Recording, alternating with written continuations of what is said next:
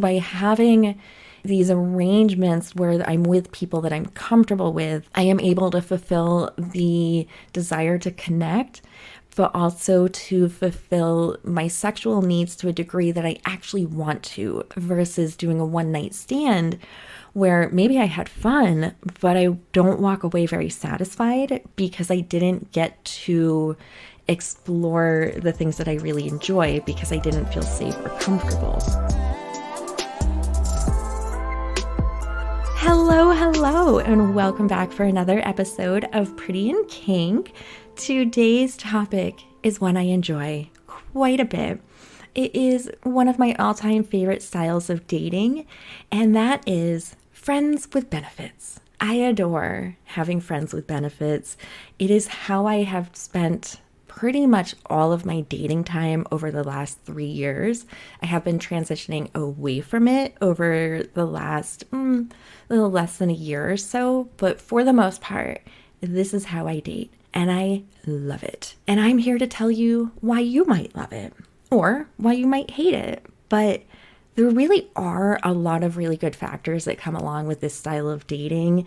You just do definitely have to be careful of emotional attachment.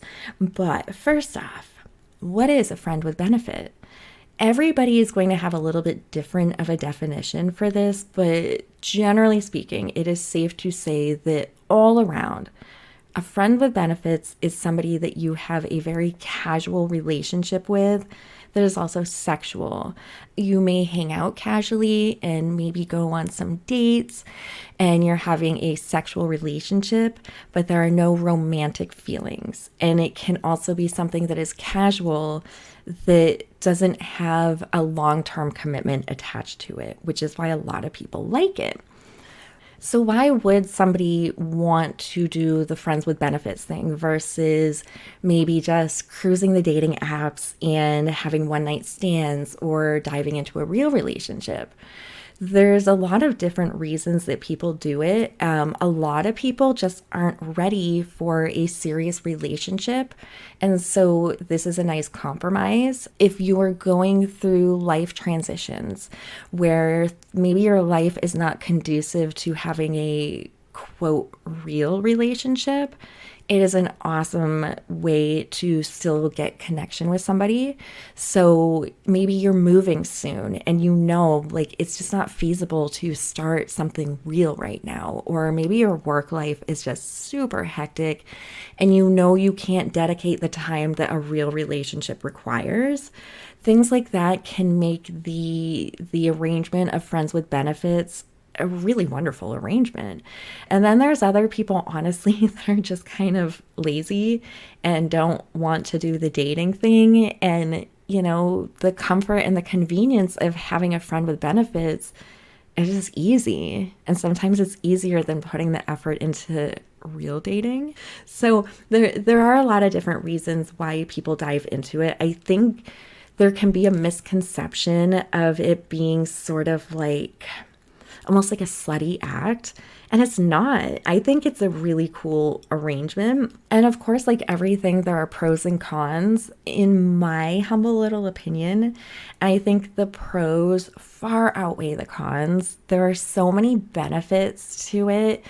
There is the benefit of you can make stronger connections than you will if you go on like one night stands. Like it's just natural. Obviously, the more time you spend with somebody, the more you're going to connect with them and you have less commitment.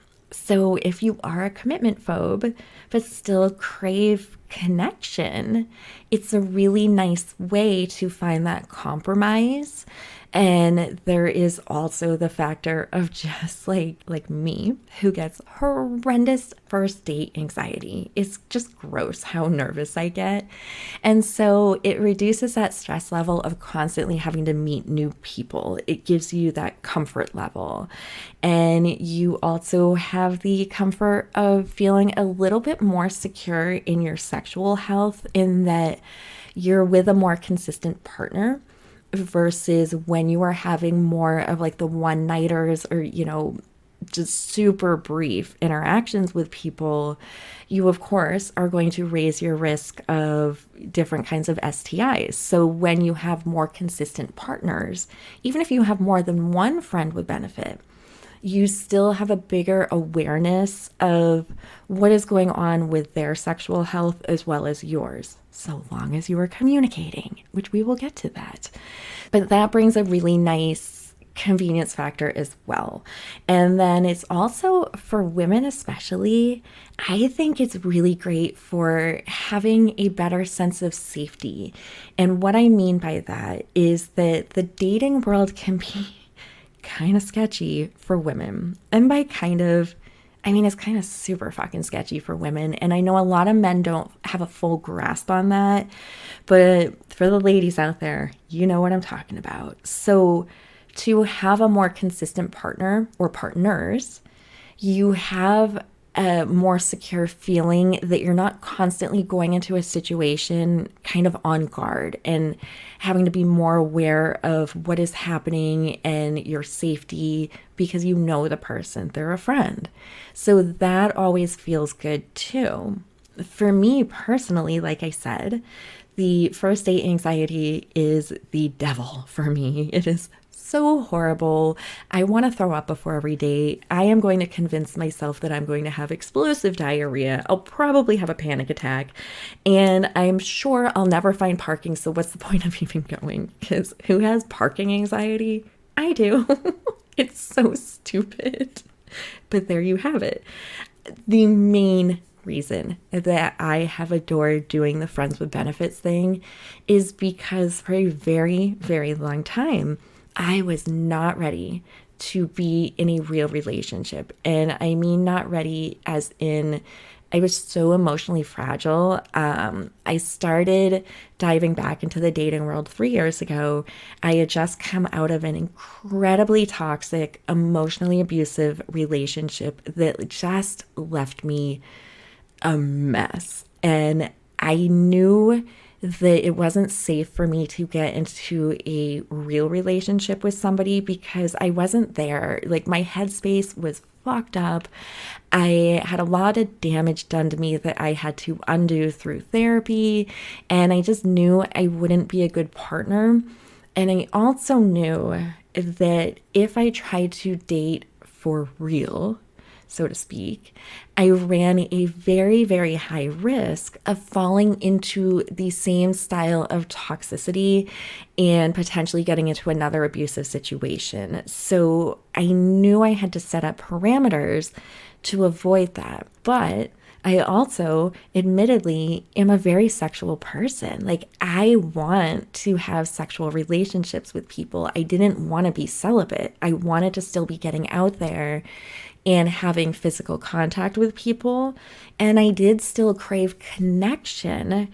It was just finding that fine line of connection without commitment and connection without getting too deep, which can be tricky. It was also important for me that by having more structured sort of setups or arrangements with having a friend with benefits, it allowed me a comfort level when it came to sex, because there's a lot of things that I like. And, you know, we've discussed it before on this podcast where, you know, I've talked about some of my different kinks and things I enjoy. Those things require a level of comfort and to feel safe with my partner. So if I just keep jumping into these very brief encounters, whether it's a one-night stand or maybe just 2 interactions with somebody, I'm not having an opportunity to build a comfort level that makes me feel safe.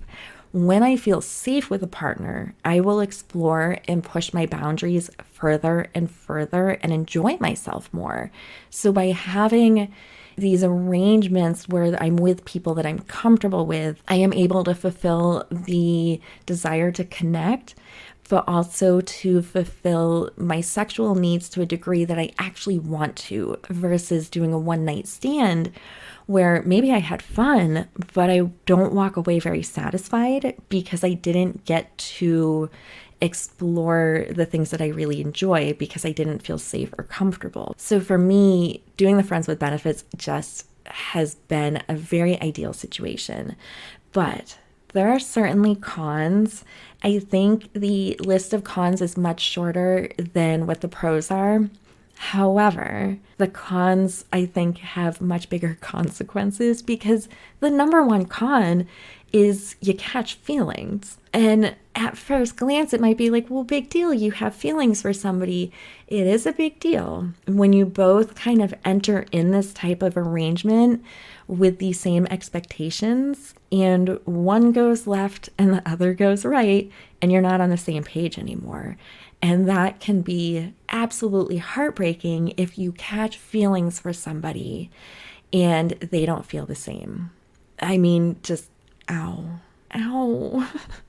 Cry into your ice cream watching sad movies, ow. So it is a big risk, and why it's important to make sure you stay on the same page, because that's your number one con.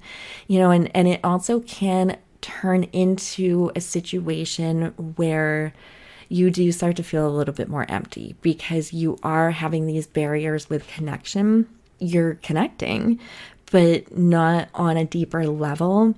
And it can leave you feeling like you're wanting more, and it could leave you feeling empty. So it can be an icky feeling. So it is things to watch out for.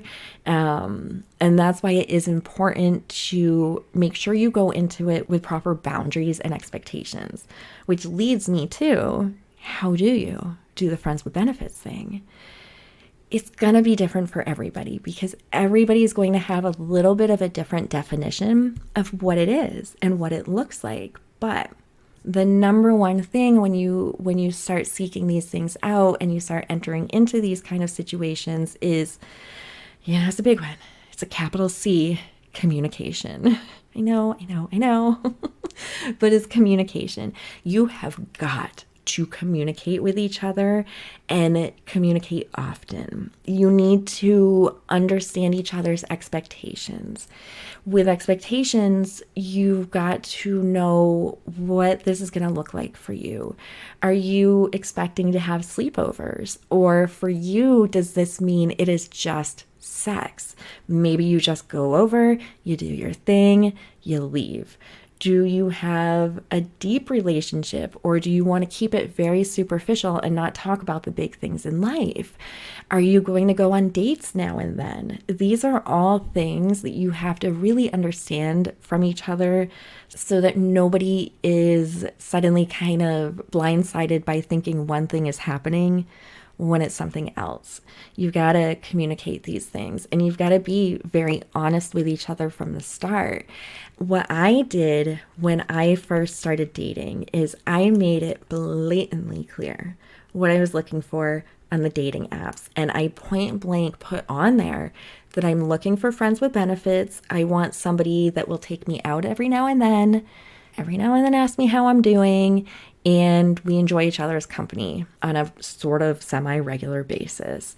So it was there from the very beginning, in their face, on those apps, and then we would discuss it in the DMs, and then I would bring it up on the first date and be like, this is what I'm looking for. What are you looking for? And then go from there. But that way that expectation was laid out on a platter from the start. No confusion of what I was looking for. So just make sure you're on the same page. It's also important to understand, as far as communication goes, like actual literal communication, calling each other, texting each other. What do you expect? With this situation, are you still wanting a good morning text? Or are you kind of like, just hit me up when you want to get together? That's something to be very clear on, because if you're not on the same page, that one can hurt quickly. You also want to discuss frequency. How often do you want to see each other? You have to remember, the more that you see somebody, the more chance that you're going to catch those feelings and the more chance that somebody is going to get hurt. So experiment, see what works for you, and pull back if you have to. I am in a situation right now where I am casually seeing somebody, and for certain reasons, we have just realized like we will never be able to enter into a quote real relationship. However, we enjoy each other a lot. We have amazing chemistry. We spend a lot of time with each other, but we spend a lot of time with each other. And I have come to realize that it is something that I am going to need to pull back on and start removing myself from the situation, because I do like him and I do enjoy my time with him. And so I am able to recognize like, oof, I am spending too much time with somebody that I like, that I know this isn't going to go somewhere. And so I can recognize that I am in the process of setting myself up for something that's going to hurt in the long run. So you just need to know when you start crossing your own boundaries, or if somebody else is crossing your boundaries. If they start asking to see you more often than you're comfortable, let them know and tell them. I actually had somebody a couple years ago that I saw briefly, and we enjoyed each other's company. We had a lot of fun with each other. On the fourth date, we're talking about different things, and we're discussing, having kind of relationships, so to speak, such as what we were doing. And he said, I kind of have a 3-date rule. Once I have that third date, I don't want to see a person again, because then it gets into that danger zone. And so I try to always avoid going past that, because if I go past that, it means like I like them. And I don't want that. So I don't go past that. And I looked at him and I put my hand out to shake, and he shook my hand with this question on his face. And I said, well, I'm just shaking your hand to say, like, it's been very nice. It was wonderful to get to know you. And so we will never speak again. And he kind of looked at me and I said, well, we're on our 4th date. That tells me everything I needed to know. And he was like, oh, yeah. And I was like, yeah, so we won't go past this. And he was like, no. And I was like, okay, like, don't call me. I won't call you. And he was like, deal. We finished our night. We had a great time. And we didn't speak for, goodness, months before he reached out again. And just due to circumstances, we never reconnected. But I loved that clarity. It was so nice to have somebody that was able to be so open about it and be on that same page. So it's important just to understand for yourself how often you can see somebody before it feels like you're crossing a line. There was this thing in a GQ article, and I don't necessarily agree with the idea of there being a set timeline, because it's going to be different for everybody.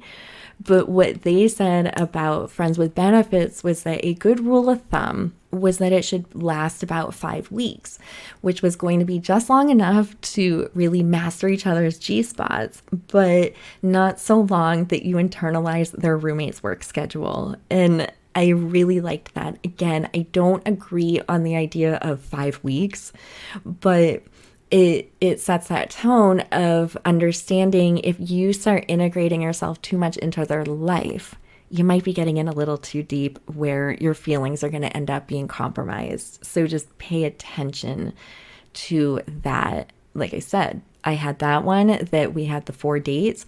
I have also had a friend with benefits that I've had for a year, that we enjoy each other's company. We are a perfect match in that I don't think we would ever actually be compatible for a relationship. We are extremely compatible sexually. He is actually one of only 2 people I've ever met in my entire life that fully can satisfy my spit kink. We're very compatible sexually, but emotionally, we're 2 very different people. Because of that, there is much less of a risk of that emotional connection, that emotional attachment, that I would be scared of growing too many feelings. And I think that's why we've been able to carry on for so long, because we are both on the exact same page. So we're able to have a lot of fun sexually without risking hurting each other. There's other people where it's had to be much shorter, whether it was because of him or me, just understanding if we go much further with this, it's going to get sticky. So just be real with yourself. I personally usually create emotional barriers. For the longest time, I would only date people that were much younger than me, because while I enjoy being a cougar, I do have an age gap that once I go past, I am not comfortable for long term. And so what I would do is I would go into that age gap knowing I'm not comfortable with this as a long-term thing, and therefore I can't get attached.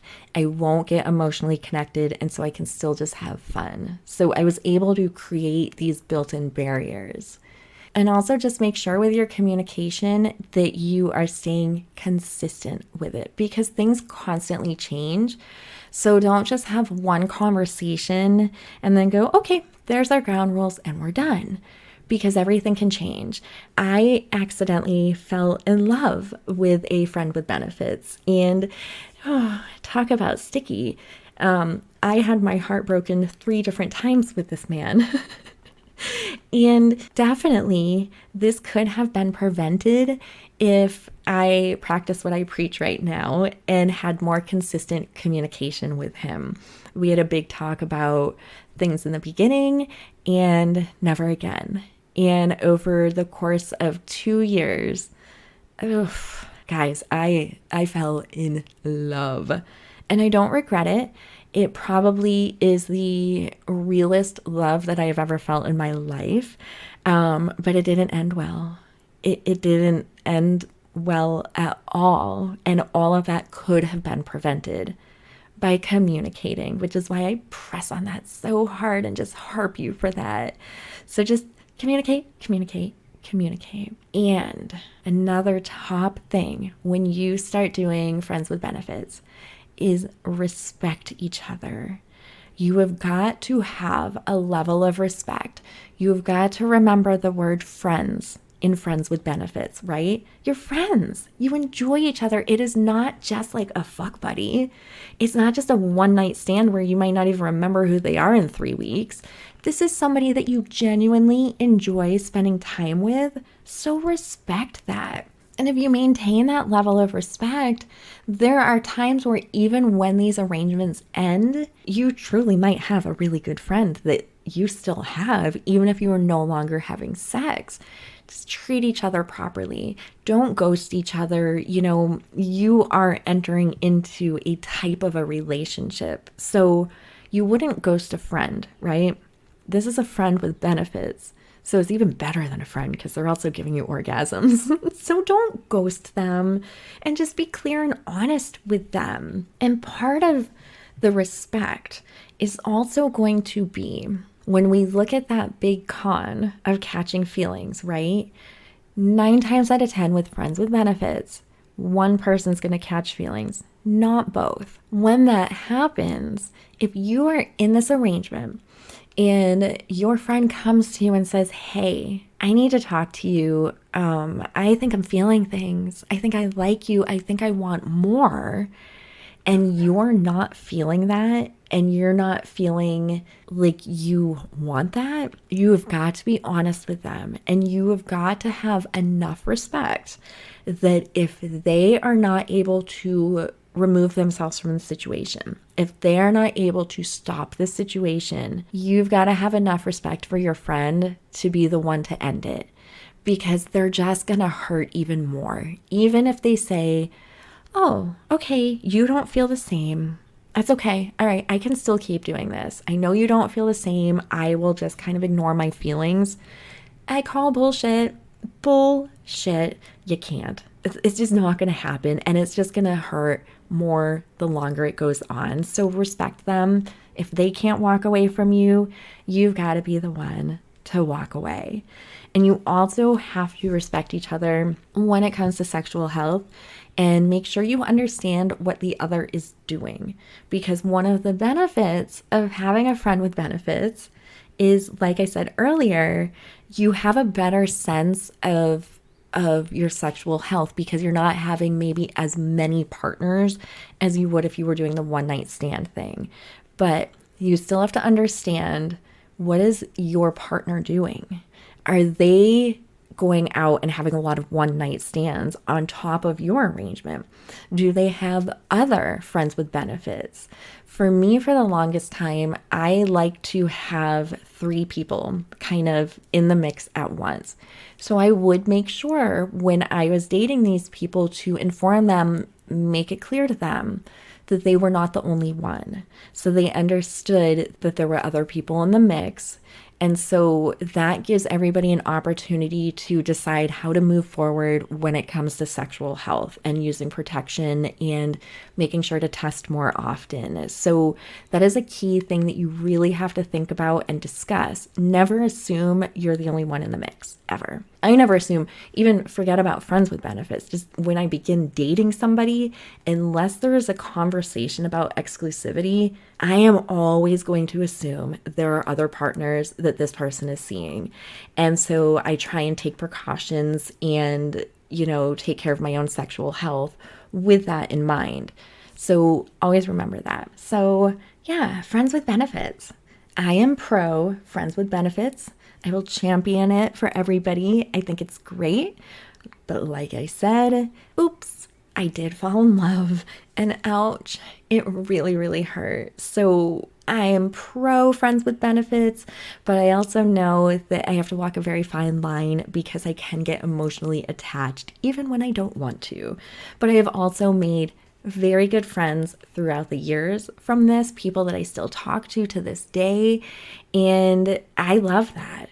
And I think one of my favorite things with friends with benefits is it has truly helped me grow emotionally with dating, that now I am ready for a real relationship.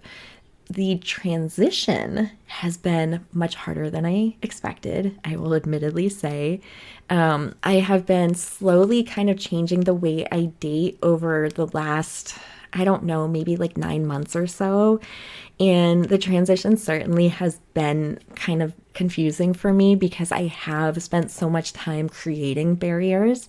So it has gotten tricky for me to kind of figure out what boundaries I've kind of blurred, where to remove boundaries, where to push myself forward. It's been confusing, but I am excited that I'm ready for something more real. And I truly can say that I am there partly because of the way I've dated for the last few years with doing friends with benefits and just learning how to connect better with people.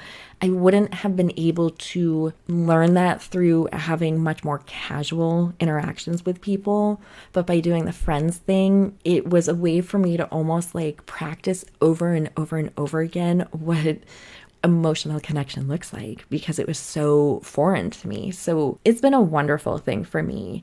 I know it's not for everyone, but I do think it can be a great way to explore and get yourself in the mindset to be ready for something more real. And I think it's important just to go in with honest expectations, have fun, see where it takes you. Make sure to check in with yourself often to make sure that you're feeling okay with everything and you're not catching feelings, and just see where things go. And if it doesn't feel good, stop doing it. Find a different dating format, but it's fun to try, and you might make some awesome friends in the process. So that's it. Go find a friend with benefits. Have fun. I mean, unless you're married, unless your marriage is, open, whatever. Just go have fun and be weird, all right? So you know the drill. Before you go, please, please, pretty please, feed my praise kink and go rate me, review me, subscribe to me, make me feel loved, wanted, needed. You'll make me a happy, happy girl. And then maybe I'll consider you my friend with benefits because you're giving me reviews and stuff, okay?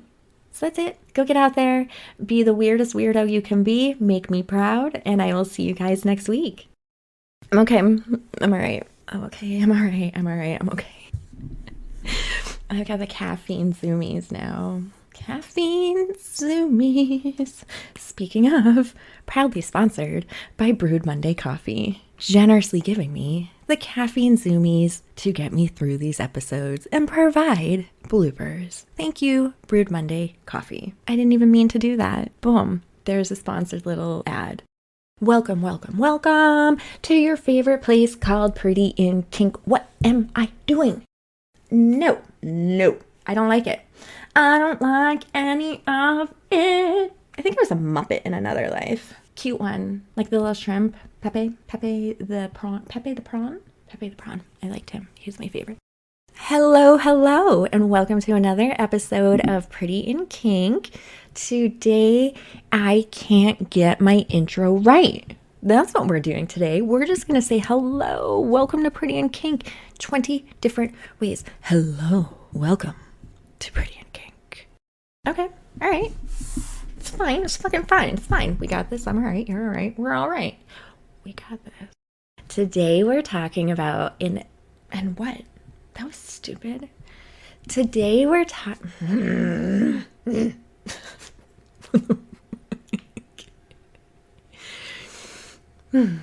Today, I'm hitting all the like. Today we're talking about. Oh my fucking god! Why can't I do it?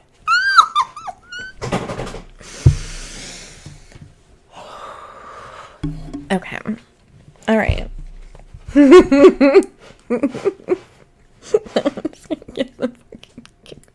It is what the fuck is actually wrong with me today? What is wrong with me? Like, this is it. You have no choice. One and fucking done. You're going to record right now. You're going to go all the way through. You're not going to fuck it up. There's no more bloopers because you have 12 goddamn minutes of bloopers. Tara motherfucking V. Get your shit together. When you start, you're not stopping. And you're going to fucking slam this fucker. It's going to be good. None of that is good and I don't like it.